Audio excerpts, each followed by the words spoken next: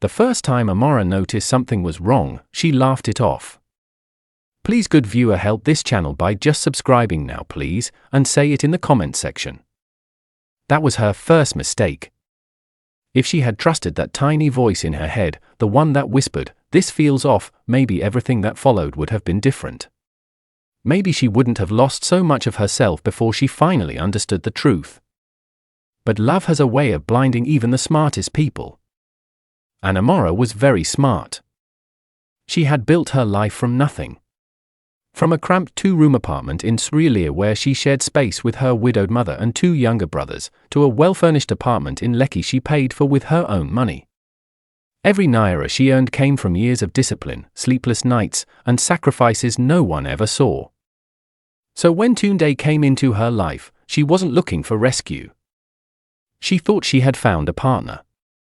He came in like peace after a storm. They met at a mutual friend's birthday dinner, one of those gatherings where everyone pretends to be more successful than they really are. Amara had almost not gone that night. Work had drained her, and all she wanted was to stay home in silence. But something pushed her to go. And there he was. Tunde didn't try too hard like the other men. He didn't brag about money or connections. He didn't interrupt when she spoke. Instead, he listened. Really listened. "You don't talk like most people here," he said, smiling slightly. Amara raised an eyebrow. "Is that supposed to be a compliment or an insult?" "A compliment," he replied. "You sound intentional." That word stayed with her. Intentional. No one had ever described her like that before. Their conversations flowed effortlessly that night, about business, family, faith, and the future. He spoke about building something meaningful, not just making money. He talked about responsibility, about becoming a man who could lead a home with integrity. It sounded rare. It sounded real. And for the first time in a long time, Amara allowed herself to feel something. By the second week, they were speaking every day. By the second month, he had met her family. Her mother, who rarely approved of anyone, took an immediate liking to him. "He greets properly," she whispered to Amara after his first visit. "And he listens when elders speak. That is a good sign." Her younger brothers admired him too. He joked with them, asked about their ambitions, even offered to connect them with opportunities. It was effortless. Too effortless. But again, Amara ignored that thought. Because everything about Tunde felt right. When he proposed 6 months later, it didn't feel rushed. It felt like destiny catching up. He did it simply, no loud crowd, no dramatic display. Just the 2 of them at her apartment, soft music playing in the background. "I don't want to waste time," he said, holding her hands. "I've seen enough to know you're the woman I want to build my life with." Amara's heart pounded. "You're sure?" she asked quietly. "I've never been more sure of anything." And she believed him. Of course she did. Everyone did. Their engagement quickly became the highlight of both families. Plans started immediately, dates, venues, guest lists. Calls flew back and forth. Laughter filled her home more often than silence. It felt like everything she had worked for was finally coming together. But then, there were moments. Small ones. Easy to ignore. Like the first time his phone rang late at night. They were lying in bed, scrolling through wedding decor ideas when his phone buzzed. He glanced at the screen, and for a split second, something changed in his expression. Not fear. Not panic. Something guarded. "Who is it?" Amara asked casually. "Just work," he replied quickly, silencing the call. "At this time?" He shrugged. "You know how business is." She nodded. That made sense. Didn't it? Then there were the times he would step outside to take calls. Or when he would suddenly become distant mid-conversation, as if his mind had traveled somewhere she couldn't reach. "Are you okay?" she asked him once. "Yeah," he said, forcing a smile. Just thinking about some things. What things? Business. The expansion plans I told you about. He always had an answer. Always something reasonable. Always something that made her feel silly for even asking. And then there was the name. Kimi. Amara didn't even know how she first heard it. Maybe it slipped out during one of his phone conversations. Maybe it was mentioned casually by someone else. But once she noticed it, she couldn't hear it. One evening, they were at a family gathering when one of Tunde's cousins jokingly said, so you finally moved on from Kimi. The room went quiet for half a second too long. Tunde laughed it off. Guy, leave that old story. But Amara noticed. Of course she did. Later that night, she asked him, "Who is Kimi?" His reaction was immediate, but controlled. "An ex," he said simply. "Serious?" "Not really." She studied his face. "Then why did your cousin make it sound like something more?" Tunde sighed, pulling her closer.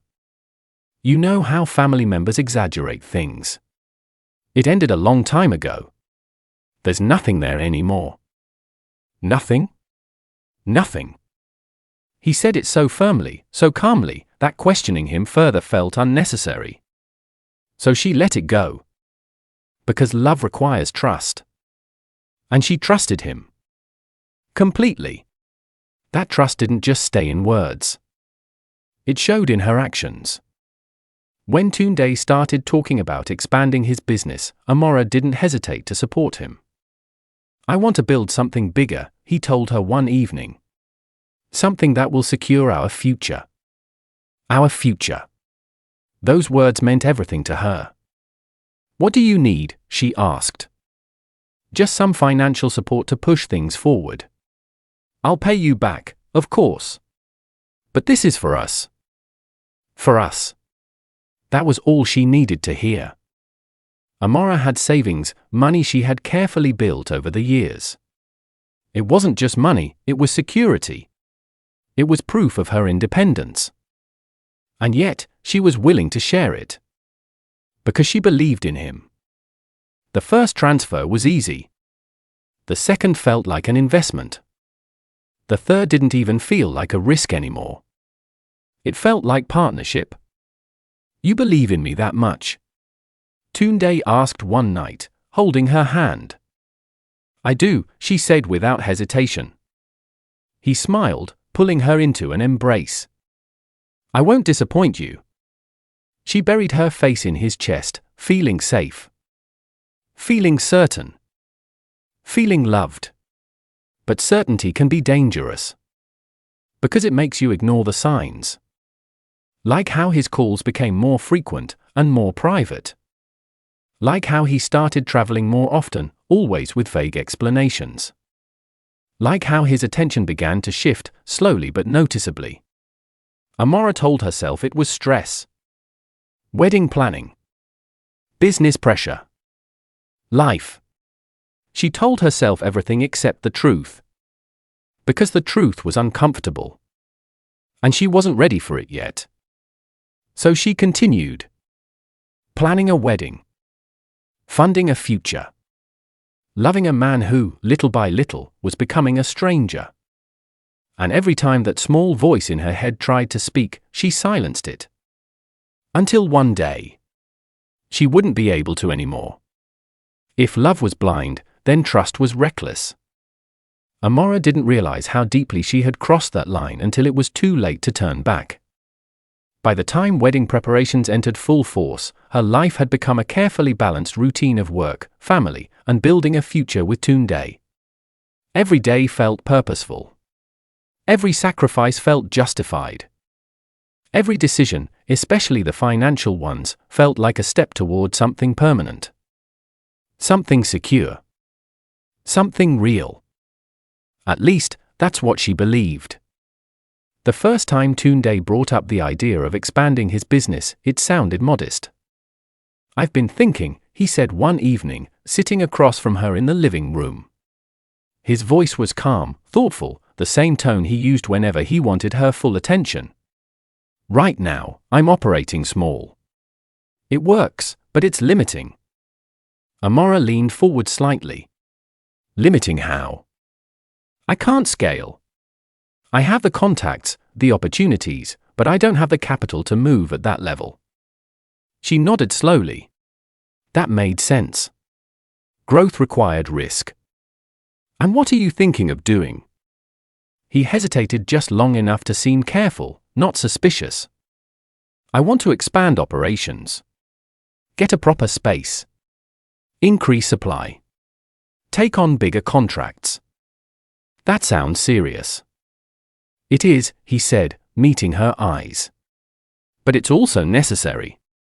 Especially now. Now.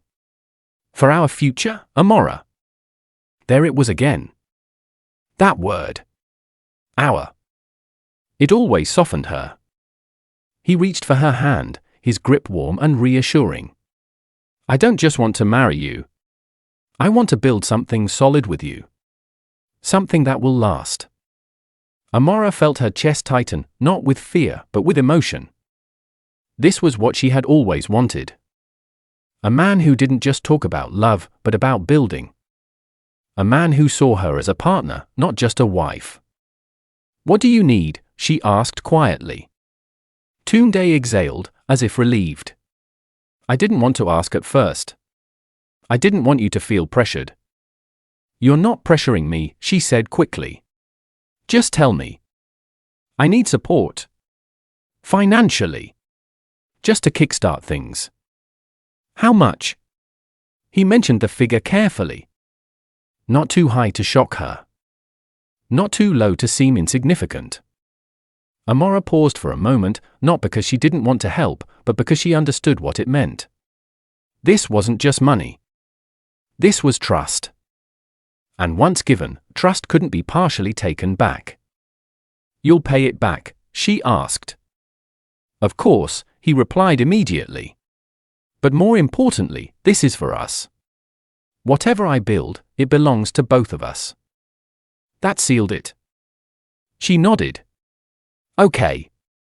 That night, Amara made the first transfer. She didn't tell anyone. Not her mother.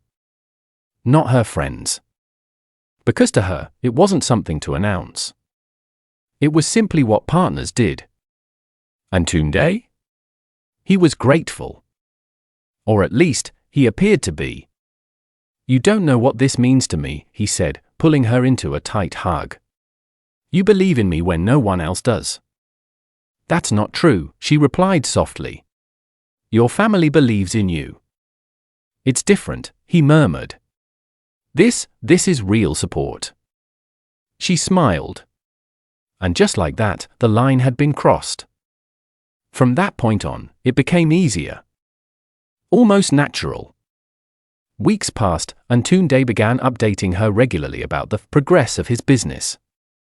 I've secured a new supplier, he would say. I'm negotiating a bigger contract. I found a space for the office, but I need to lock it down quickly. Each update came with urgency. And each urgency required money. Just a little more, he would say. This is the last push. Amara didn't question it. Not because she was careless, but because everything aligned with the story he had built. He showed her pictures. Receipts. Documents. Everything looked legitimate. Everything felt real. So she gave more. The second transfer was larger than the first. The third made her pause, but only briefly. By the fourth, she had stopped keeping count emotionally, even though she knew exactly how much she had given. Millions. Years of hard work. Transferred in the name of love. You trust me that much? Tunde asked one night, watching her closely. Amara looked at him, confused by the question. Why wouldn't I? He smiled, but there was something in his eyes she couldn't quite place. Because not everyone would do what you're doing. I'm not everyone, she replied simply. And she meant it. Amara had always been different. She didn't love halfway. She didn't commit halfway. So when she chose Tunde, she chose him completely. But completeness can be dangerous when it's not reciprocated. As the weeks turned into months, something began to shift. Not drastically. Not obviously. Just enough to be felt. Tunde became distant. Not absent. Just less present. Conversations that used to flow effortlessly now felt shorter. More functional. More distracted. He still called. Still checked in. Still said the right things. But something had changed. "Are you stressed?" Amara asked one evening when he seemed unusually quiet. He rubbed his face, sighing. "It's just a lot. The business, the expansion, the expectations. I'm trying to make everything work." "You don't have to carry it alone," she said gently. "I know," he replied. "And I appreciate you. More than you know." But appreciation wasn't the same as presence. And Amara felt that difference. Still, she ignored it. Because doubt required evidence. And she didn't have any. Just feelings. And feelings could be wrong. Right? Then came the late nights. At first, they were occasional. "I have to meet someone. I'm working late. I need to finalize something." Reasonable. Understandable. But then they became frequent. Too frequent. And his phone? It became something else entirely.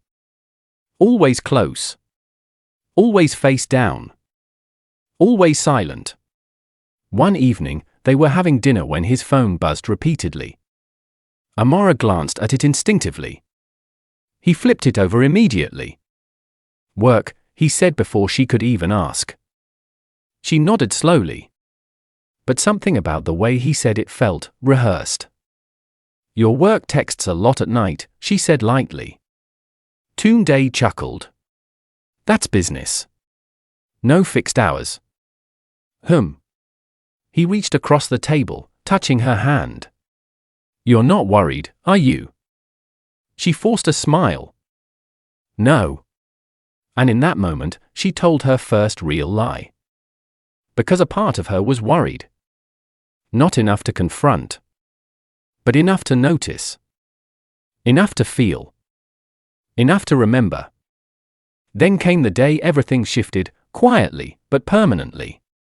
It was a normal afternoon. Nothing dramatic. Nothing unusual. Tunde was in the shower. His phone was on the bed. Amara wasn't even trying to check it.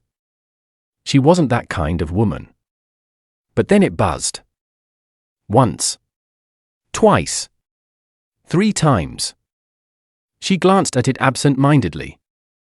And then she saw the name. Kimi. Her heart skipped. Not raced. Not pounded. Just paused. For a brief second, everything felt still. Then another message came in. "I miss you. When are you coming back home?" Amara stared at the screen.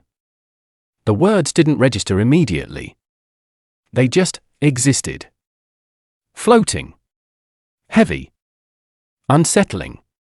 Her mind tried to explain it. Maybe it was old. Maybe it was nothing. Maybe. Another message came in. "I can't keep waiting like this." This time, there was no explanation. No excuse. No confusion. Just silence. The kind of silence that makes everything else suddenly loud.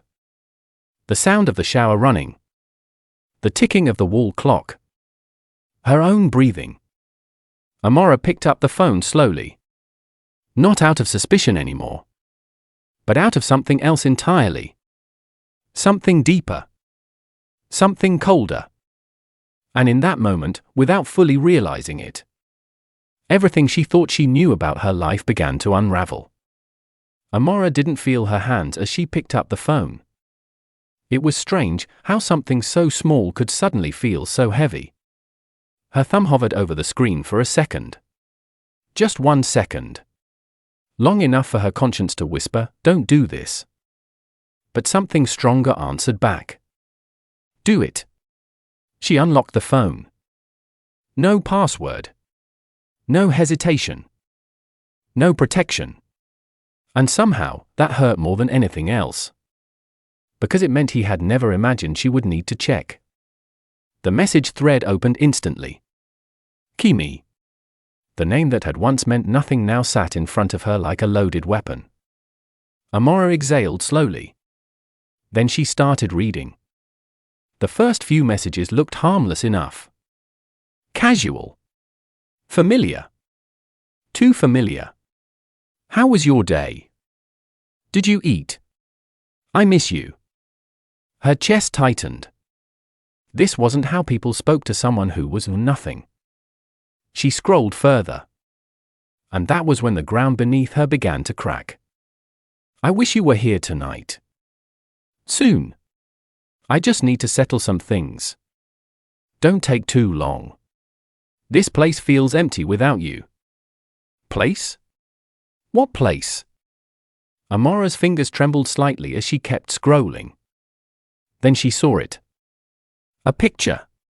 Kimi standing in a living room, smiling, relaxed, completely at ease. Amara's breath caught. She knew that couch. She knew those curtains. She knew that center table. Because she had paid for them. Her stomach dropped. No. No, no, no. Her mind rejected it instantly. There had to be an explanation. There had to be. She swiped to the next message. Do you like what I did with the space? Tunde's reply came seconds later. It's perfect. Just like you. Amara's grip tightened around the phone. The words blurred for a moment before snapping back into focus. Perfect. Just like you. Not work. Not business. Not an office. A home. Another swipe. Another message. I bought the things you asked for. Good girl. I'll send more money tomorrow. Send more money. Amara froze. The air in the room suddenly felt too thick to breathe. Her ears rang faintly as her brain struggled to catch up. Money. Her money. She scrolled faster now. No more hesitation. No more restraint. Photos. Voice notes. Plans. A trip being discussed. A birthday surprise. Furniture purchases. Rent payments. Every detail laid out clearly, like a life being built piece by piece. A life she knew nothing about. A life she had unknowingly funded. Her chest rose and fell unevenly. Still, she didn't stop. Because deep down, she knew this wasn't even the worst part. And she was right. Then she saw the message that broke whatever was left of her. She suspects anything. A pause in the conversation. Then Tunde replied. No. She trusts me too much. Amara blinked. Once. Twice. As if the words would change if she looked again. They didn't. She trusts me too much. The room tilted slightly. Not physically. But internally. Like something inside her had shifted out of place permanently. Her throat felt dry. Her heart strangely calm. Not racing. Not panicking. Just steady. Too steady. And that scared her more than anything. Because it meant something inside her had already started shutting down. She kept reading. Not because she wanted to anymore. But because she needed to see how far it went. How deep the betrayal ran. How much has she given you now? Tunde's response came almost immediately. Enough. Be careful. I know what I'm doing. A pause. Then, after the wedding, things will settle. Wedding. Amara's fingers went cold. After the wedding. Not if. After. As if she was just a step in a plan. A means to an end. A resource. Not a partner. Not a wife. A resource. Her chest tightened, but no tears came. Not yet. Because the shock was still too fresh. Too raw. The sound of the shower turning off snapped her back to reality. Time. She didn't have much. Quickly, she locked the phone and placed it exactly where it had been. Her movements were precise. Controlled. Almost mechanical. She stood up slowly, her legs feeling slightly unsteady beneath her. Then she walked to the window. Not because she wanted to look outside, but because she needed space. Distance. Air. Behind her, she heard the bathroom door open. Footsteps. Tunde's voice followed, casual and familiar. "Babe, have you seen my..." He stopped mid-sentence. "Hey," he said, softer now. "You okay?" Amara turned. And for the first time since she met him, she looked at him without love. Not anger. Not hatred. Just clarity. Pure, sharp clarity. "Yes," she said calmly. "I'm fine."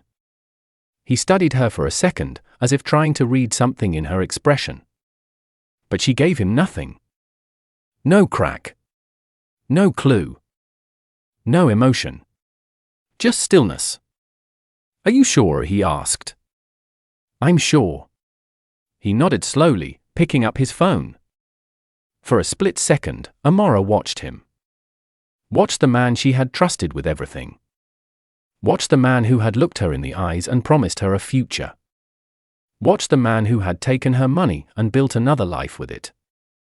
And just like that, something inside her shifted. Not broken. Not shattered. Changed. Because heartbreak would have made her react. Would have made her confront. Would have made her cry. But this? This did something else entirely. It made her think. That night, she didn't bring it up. She didn't question him. Didn't accuse him. Didn't even hint at what she knew. Instead, she acted exactly the same. She cooked. She smiled. She responded to his jokes. She listened when he spoke. And Tunde? He relaxed. Completely unaware. Completely comfortable. Completely confident. At some point, he even pulled her close. "You know I love you, right?" he said softly. Amara rested her head against his chest. And for a brief moment, she almost laughed. "Of course," she replied. Her voice was steady. Warm. Convincing. Even to him. But inside? Something cold had taken root. Not bitterness. Not revenge. Something more dangerous. Control. Because now she knew. Everything.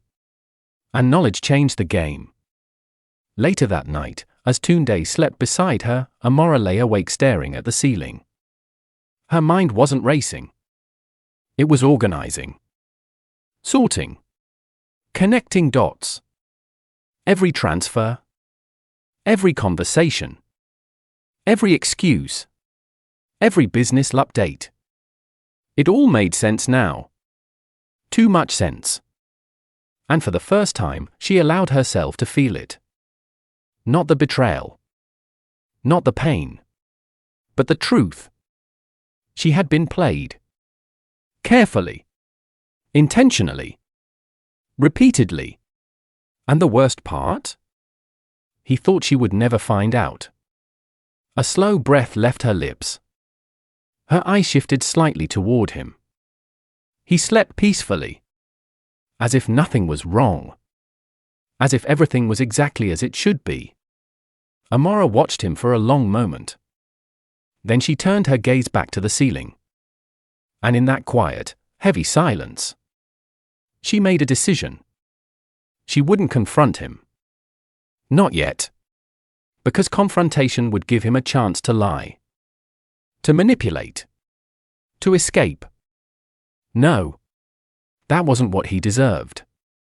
What he deserved was to feel safe. Just like she had. To feel in control. Just like she had allowed him to. To believe everything was going according to plan. Just like she had believed. A faint, almost invisible smile touched her lips. Not out of joy, but out of certainty. Because now, she wasn't reacting anymore. She was thinking. And once Amara started thinking like that, there was no going back. By morning, nothing about her behavior had changed. But everything about her had. And Tunde? He had no idea that the woman lying next to him was no longer the same one he thought he knew. By morning, Amara had become two people. The woman Tunde knew, the soft, trusting fiancé who believed in love without hesitation. And the woman he had created, the silent observer who now saw everything clearly. And only one of them was real. She woke up before him, as usual. Prepared breakfast. Set the table. Moved through the kitchen with the same quiet grace he had always admired. Nothing about her movement suggested anything had changed. Nothing about her face revealed the storm that had passed through her the night before. And that was exactly how she wanted it. When Tunde walked into the dining area, stretching and yawning, he smiled the moment he saw her. "Good morning, wifey." Amara turned slightly, returning the smile with perfect ease.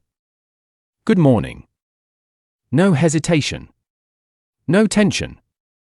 Just warmth. He kissed her lightly on the forehead before sitting down. "You're up early." "I have a lot to do today," she replied, placing his tea in front of him. "Wedding things?" She nodded. "And work." He sighed, shaking his head. "You're doing too much. You need to rest." Amara almost laughed. The irony. But instead, she sat across from him, calm and composed. "I'm fine. It's just for a while." He studied her briefly, then nodded. "All right. But don't stress yourself too much. Everything will be fine. Everything will be fine." She held his gaze for a second longer than necessary. "Yes," she said softly. "Everything will be fine." And this time, she meant something completely different. The day unfolded like any other. Phone calls. Emails. Wedding planning discussions. But beneath the surface, something new had begun. Amara started paying attention. Not casually. Not emotionally. Strategically. Every word Tunde said. Every call he took. Every excuse he gave. She listened. She noted. She remembered. That afternoon, he approached her again. "I need to step out later," he said. Amara didn't even look up from her laptop. "Work?" "Yeah. I need to finalize something important." She nodded, typing calmly. "Okay." No questions. No curiosity. No resistance. And that alone made him relax. "Also," he added, hesitating slightly. Amara paused her typing and looked up. "Yes? I might need a little more support. Just to wrap things up." There it was. The audacity. The consistency. The expectation. Amara tilted her head slightly, as if considering it. "How much?" He mentioned the amount. "Higher than the last one." Of course it was. She leaned back in her chair, thoughtful. Then she smiled. "Okay." Tunde blinked, slightly surprised. That's it. That's it. You're not even going to ask questions. Amara shrugged lightly. You said it's for the business. For our future, right? He nodded quickly. Yes, exactly. Then I trust you. The words landed exactly where she wanted them to. Right on his confidence. Right on his ego. He smiled. And that smile told her everything she needed to know. Thank you, he said, walking over to her. I won't forget this. Amara looked up at him, her expression soft. I know. But this time, it wasn't reassurance. It was a promise. Later that evening, after he left the house, Amara sat alone in the quiet. The silence no longer felt heavy. It felt useful. She picked up her phone and opened her banking app. One by one, she began reviewing every transaction she had ever made to Toonday. Dates. Amounts. Descriptions. She didn't rush. She didn't skip. Every detail mattered now. Then she opened her email. Receipts. Transfers. Conversations. Everything was there. Everything had a trail. And for the first time, she felt something close to relief. Because no matter how carefully he thought he had played the game, he had left evidence. And evidence meant leverage. Her next step was simple. But crucial. She needed clarity. Not assumptions. Not emotions. Facts. So she made a call. Hello, the voice answered. Good evening, Amara said calmly. I need to speak with a lawyer. There was a brief pause. What kind of case? Amara's eyes darkened slightly. Financial. And personal. Within 2 days, she had a meeting scheduled. And within those 2 days, she continued her act flawlessly. She laughed when Toonday joked. She listened when he spoke. She even initiated conversations, something she knew would lower his guard even more. You've been working really hard, she said one night, resting her head on his shoulder. It's all for you, he replied.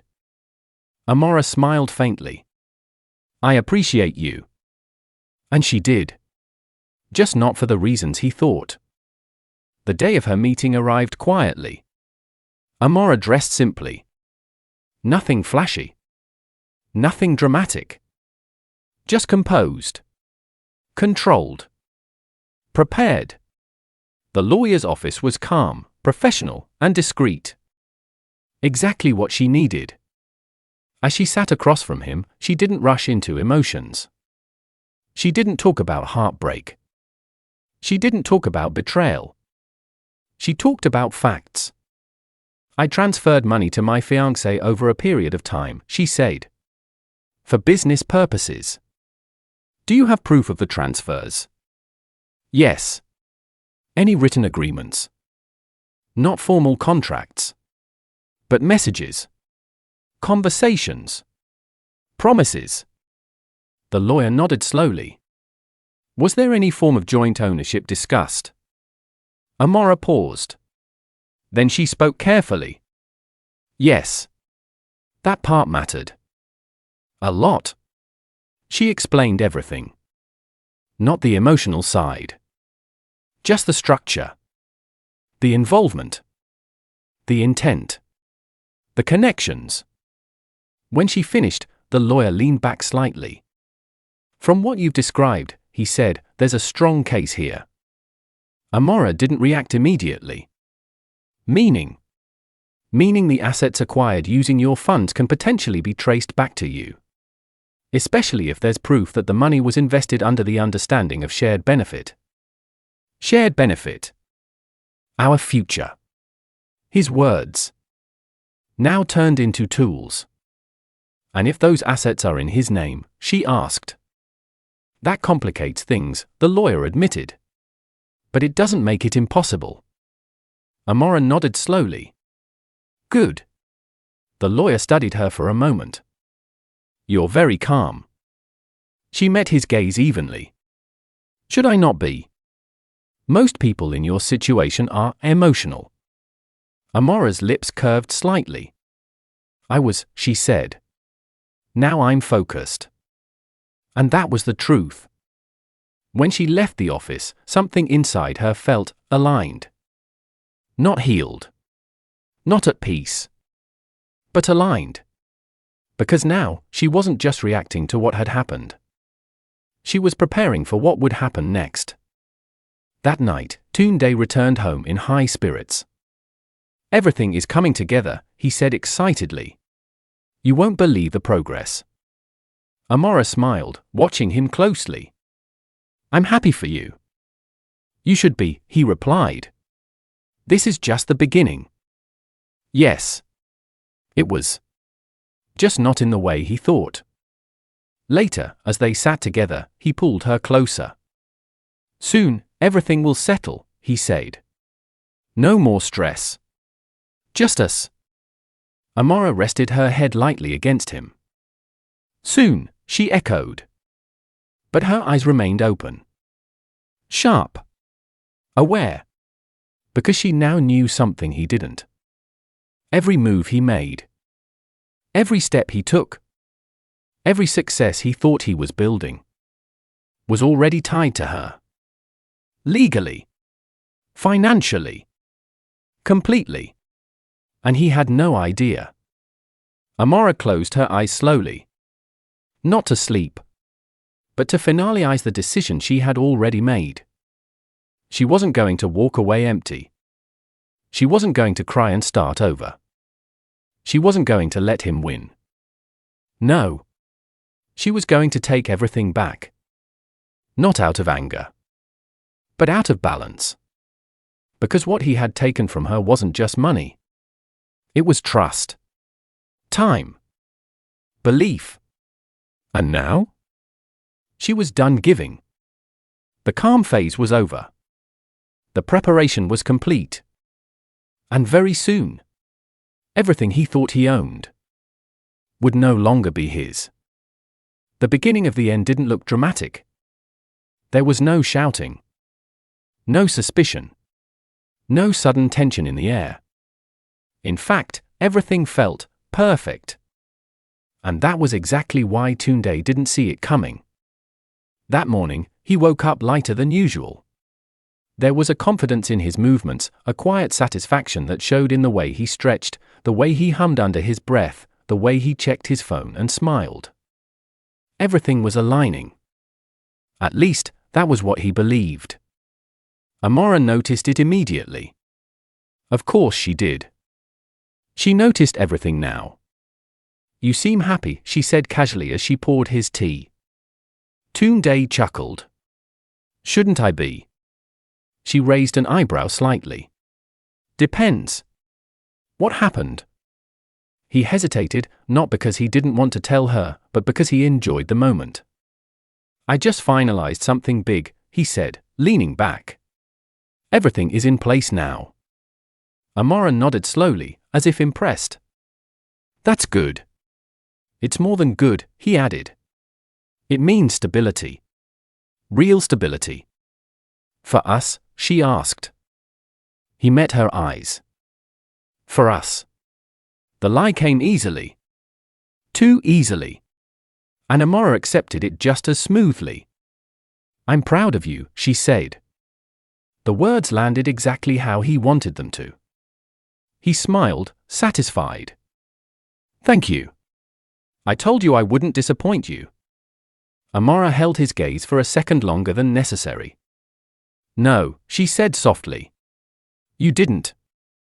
And for the first time, the truth sat hidden inside her words. Because in a strange, twisted way, he hadn't disappointed her. He had revealed himself. Completely. And that was far more valuable. The day moved forward like a well-rehearsed script. Tunde left the house, confident and relaxed. Amara stayed behind, calm and precise. But this time, she wasn't preparing. She was executing. Her laptop sat open in front of her, documents neatly arranged across the screen. Transfers. Receipts. Message screenshots. Property records. Everything connected. Everything traced. Everything ready. She made a call. "Good morning," she said calmly. "I'm ready to proceed." The lawyer's voice came through, steady and professional. "Are you sure?"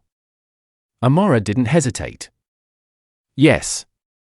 There was a brief pause. "All right. Then we move today." "Today. Not tomorrow. Not later. Today." Amara ended the call and exhaled slowly. This was it. No turning back. But she didn't feel fear. She didn't feel doubt. She felt clarity. Because everything she was about to do wasn't impulsive. It wasn't emotional. It was calculated. Every step had been thought through. Every outcome considered. And most importantly, every advantage was hers. By noon, the first move had been made. Accounts linked to the funds she had transferred were flagged. Transactions were traced and reported. Access points began shifting quietly behind the scenes. Not loudly. Not publicly. Just enough. Just precise. Just effective. By afternoon, the second move followed. The apartment. The one Kimi proudly called home. The one Amara had unknowingly furnished. The one built entirely with her money. Legally tied. Legally vulnerable. And now, legally hers. Documents were filed. Ownership challenged. Control redirected. And just like that, what once felt untouchable began to crumble silently. But the real moment came later that evening. Tunde had chosen that day to feel victorious. He dressed carefully.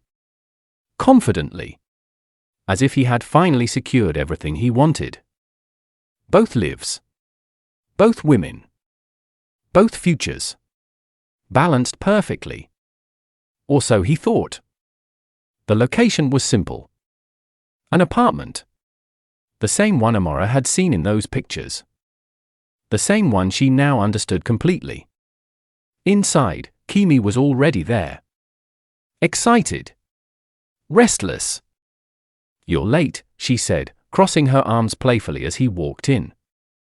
Tunde smiled, closing the door behind him. "Relax. I'm here now." She walked up to him, wrapping her arms around his neck. "So," she asked, "is everything sorted?" He nodded confidently. "Everything. No issues." "None." She grinned. "Finally." Tunde exhaled, looking around the apartment. Their apartment. Everything was exactly as it should be. Exactly as he had planned. Or so he believed. Then. A knock. Sharp. Unexpected. Kimi frowned.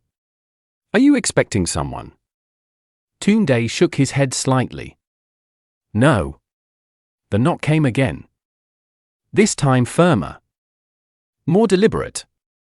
Tunde walked toward the door slowly, a slight crease forming on his forehead. Something felt off. Not wrong. Just unusual. He opened the door. And froze. Amara stood there. Calm. Composed. Unshaken. Dressed simply, but with a presence that filled the space instantly. In her hand.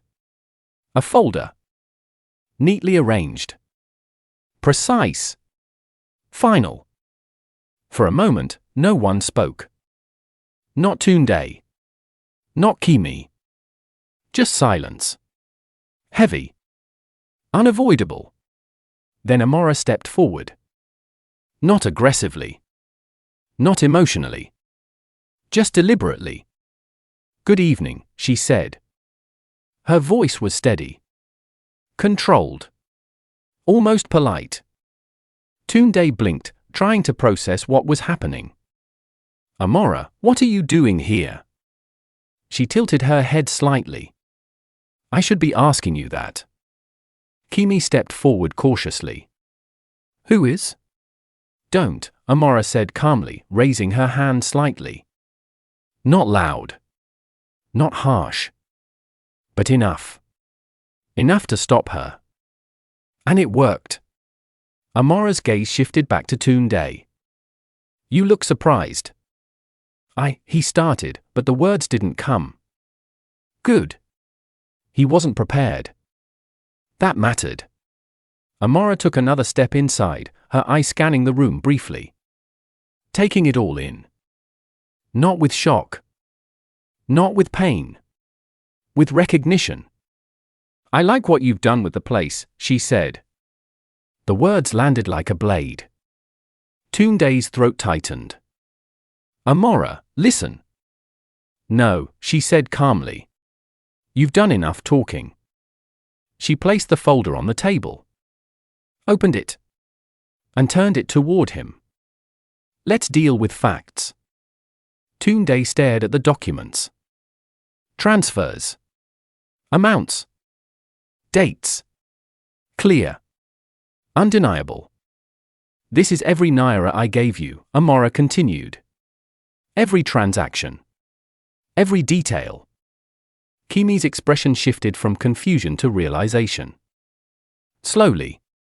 Uncomfortably. Tunde swallowed hard. Amara.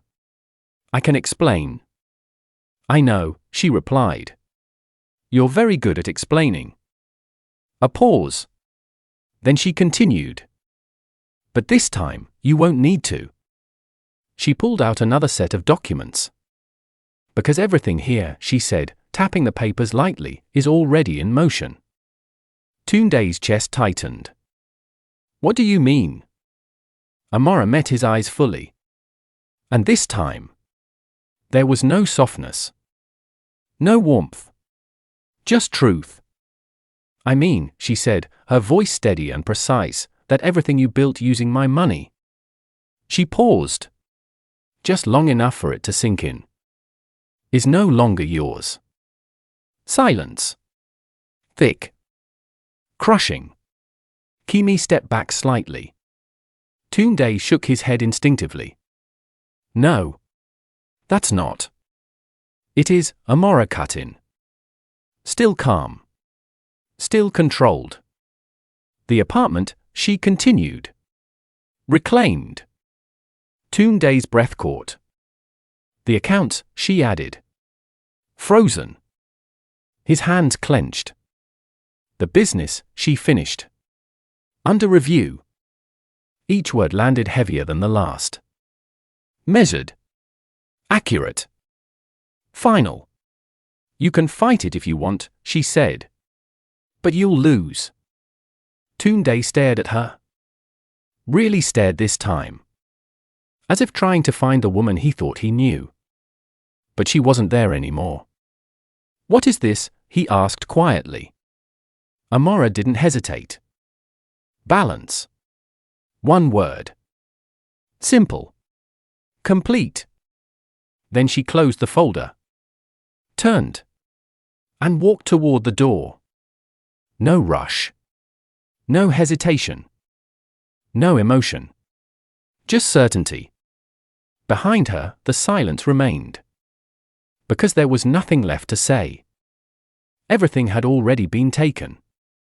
And this time, there was nothing he could do about it.